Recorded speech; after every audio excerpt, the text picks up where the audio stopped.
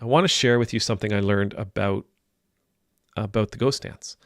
So I did some extra research when I was thinking about talking about the atrocity at Wounded Knee, the massacre at Wounded Knee back in 1890. And so I did a little bit of research and found out that one of the reasons why the 7th Cavalry was in was because they were actually on a campaign. They were given a mission. It wasn't just they weren't just going to Wounded Knee. They were on a mission throughout the plains to put down and to eliminate something called the ghost dance. The ghost dance was not just a dance, obviously. It was a movement. It was a religious movement. And where I understand it coming from is that an indigenous American prophet spoke up. And their prophecy spoke about a future. It spoke about a future world for the indigenous of the Great Plains, and it talked about the core belief. It says was that there was going to be a new world for indigenous Americans, with their ancestors and with the buffalo returning, a world without white people.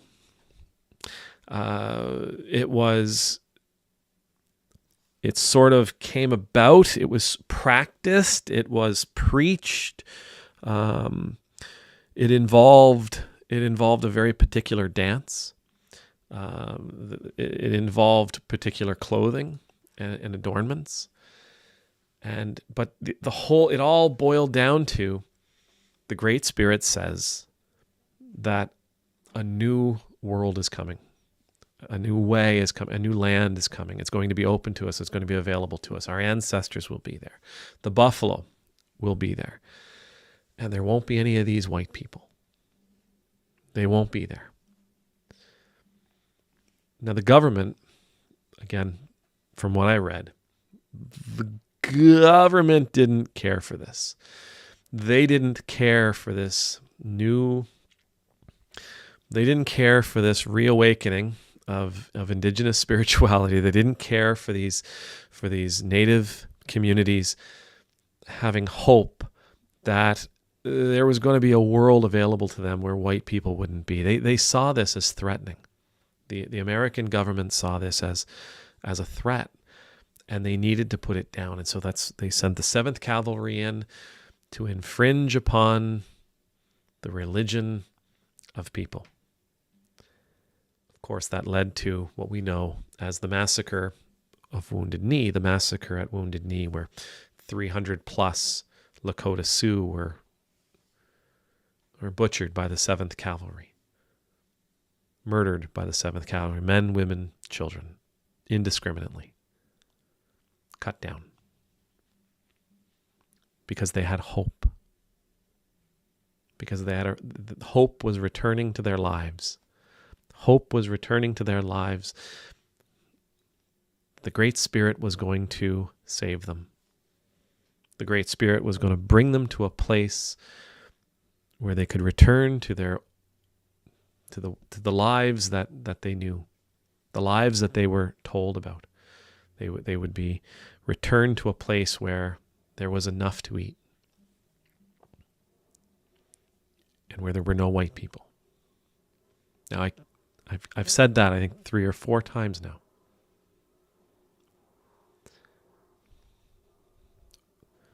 Do we spend any time asking ourselves why the hopeful vision of that prophet?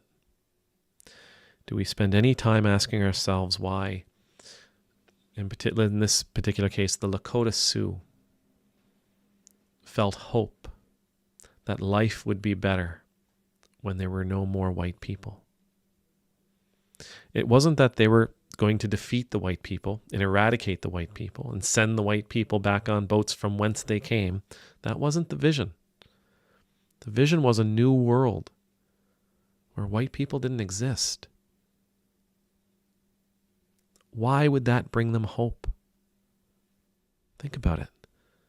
Why would that bring them hope? Now, I'm a middle-aged white guy.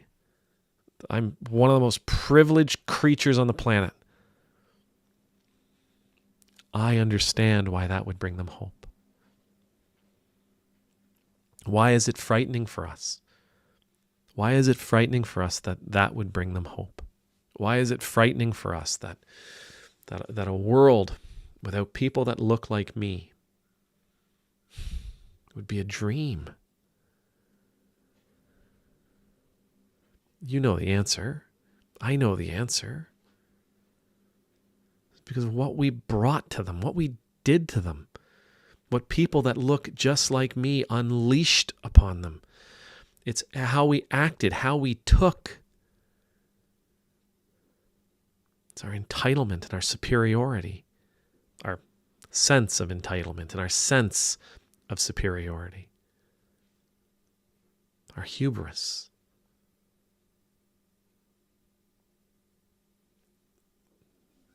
We break our promises. We lie and we cheat to get what we want.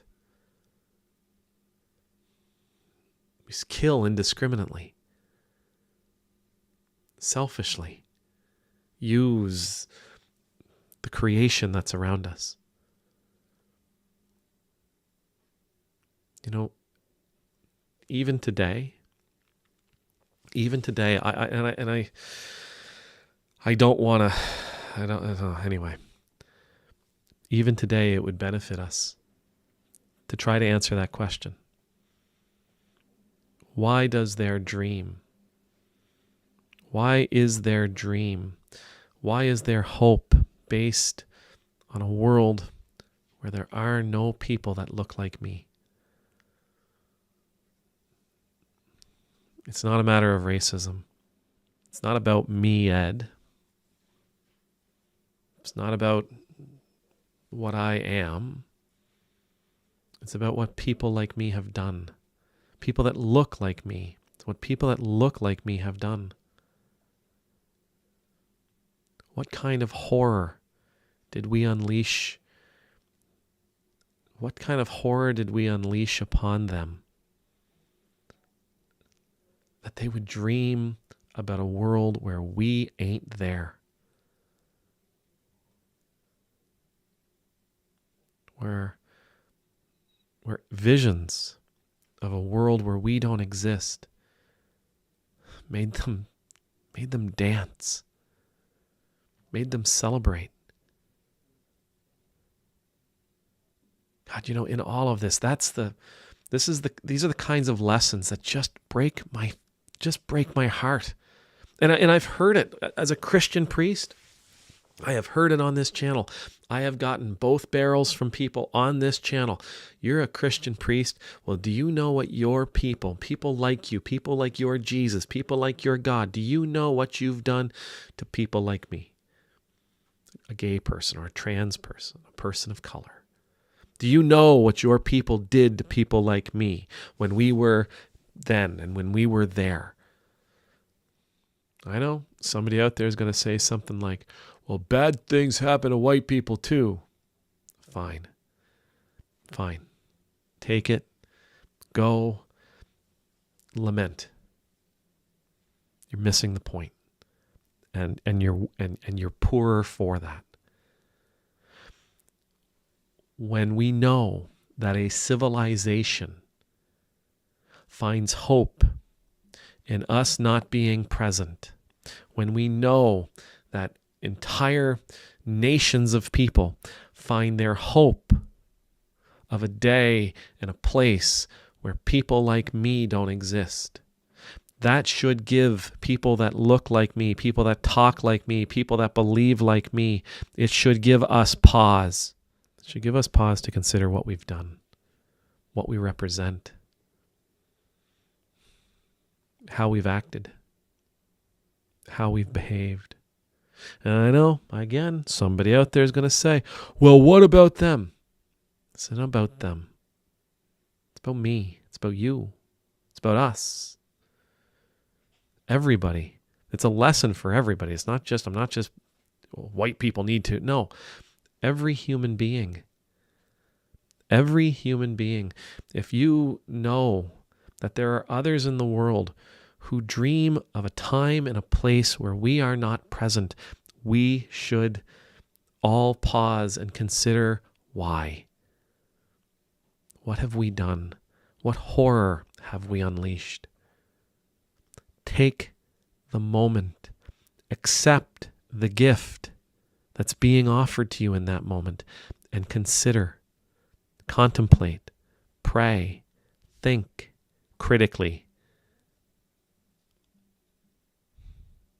about what their experiences were with people like us. If we do that, there's hope. If we do that, there's hope that we can be part of making a better world, not a world of suffering for others.